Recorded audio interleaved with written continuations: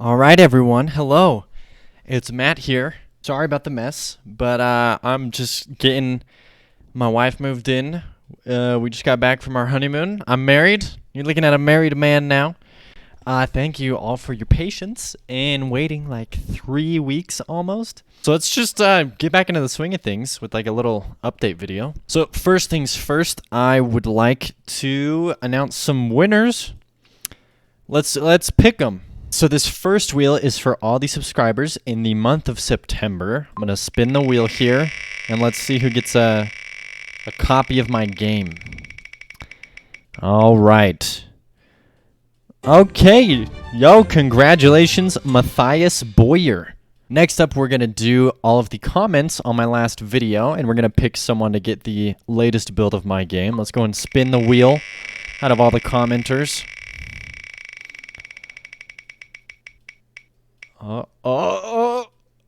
Yo, what's up? Congratulations, Blue Octopus.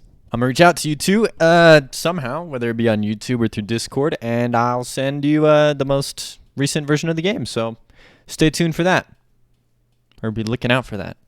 Also, we recently just crossed 500 subscribers. I think we have 501, maybe 505 subscribers. So that's dope. Thank you. Welcome to all the new people here. Just a friendly reminder, if you would like a beta build of the game, drop a comment on this video or subscribe. It is the month of October. So if you're on the fence of whether or not you want to sub, you might get a free game out of it. So, I mean, technically, if only one person subs in October, then you're guaranteed the game. Okay, I have some cool things to show off. First off, this is the freaking legendary finished artwork. It's up on screen right now. It was made by Will Karma. I'm going to leave his socials in the description down below. I found him on Twitter. He's 23 years old, so my age, and he's, just kind of trying to do his own commission starting out. And this is freaking amazing. I love it. I love everything about it, and I hope you guys freaking love it. And I hope I can make my game epic and accurate enough to properly reflect what we all just witnessed. As for game updates, they are very minimal. This is more of like an update video, so I'm probably not even going to call it a devlog because I haven't done much developing.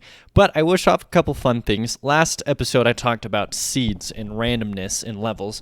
I actually made it so that all item drops and all enemies that spawn and all coins and stuff that come out of enemies are all seeded. It wasn't as hard as I thought, and so now every enemy that spawns on level is going to be the same every single time, depending on the seed you put in, and the drops you get from those enemies will be the same every single time, and the chests, so there's no like closing out, redoing a level because, oh, I broke the treasure chest and it didn't give me the gold, so let me retry it. Nope, it's going to drop the same thing every time. That's dope. And it's cool that computers can do that. That's really all I gotta say. The other last little bit I'm going to show you here is some new updated sprite work. I wanted to make the game feel better in a sense. As in, I'm a switch. I like talking face to face. Like, you load up my game, it has a sick artwork, and there's freaking dudes and a giant thing. And then your first area, you're, like, shooting monkeys and, like, weird little, like, hopping green dudes. And I just, like, was looking and playing it. I'm like, it's not bad, but it's just, like, I can make cooler enemies for my first area. And I think it's more fun if I include more of the themes of the game right out the gate. Because a lot of people don't even make it past my first area. And that's the thing I've said so many times. So I'm like, you know what? I'm just going to revamp the enemies in my game. I know it's kind of ridiculous, but bear with me. A lot of them are going to be enemies we've already seen, just with a fresh coat of paint and just a little bit better coding, just cleaning up some of their code.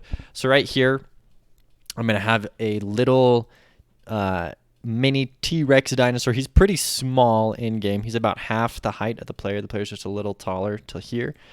And he's based off of the Velociraptor sprite. I was just playing around with it. This is the one sprite I was able to make. I still have yet to do all of the other ones. But I want to make him and replace those little green walking dudes with something like this. So it's like a little dinosaur in the first area. So you're actually killing dinosaurs and stuff. I also want to change the natives as well as part of the story.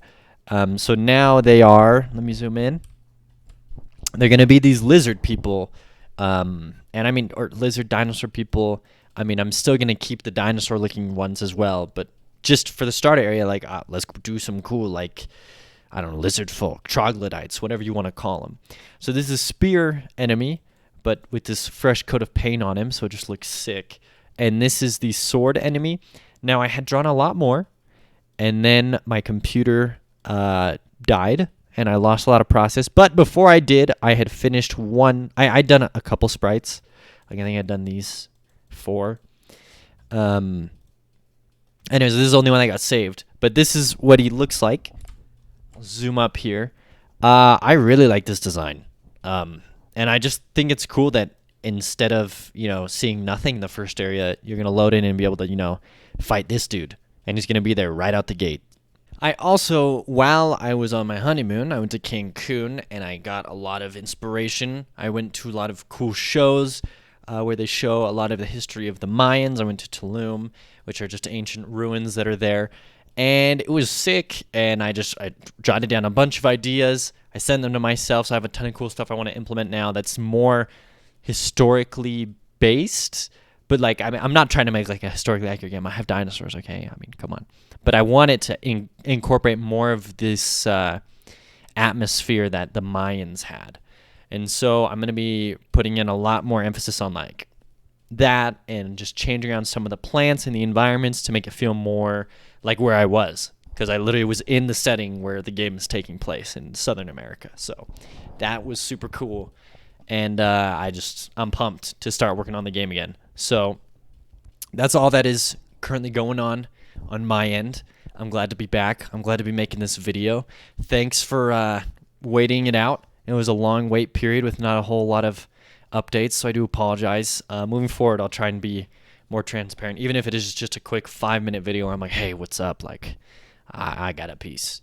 Huge thank you to my Patreon supporters. As always, y'all are awesome. If you want to support me and support the game, then go ahead and join the Patreon.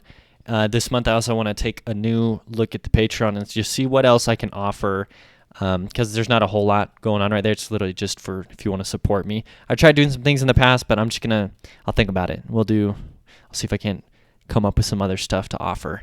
All right, have a wonderful rest of your weeks, and congratulations to those who won. Go ahead and leave a comment if you want to be chosen for next week, and I'm going to have a dope devlog for next week. Hope y'all enjoyed this, and I'll see you real soon. Later. Been watching too much Daily Dose of Internet. Just go up to him. Just pet him. They're used to us. That's so crazy. Go up to him, go up to him. That's super chill.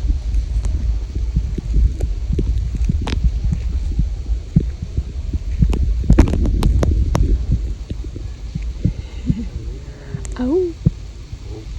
Ow, ow, ow.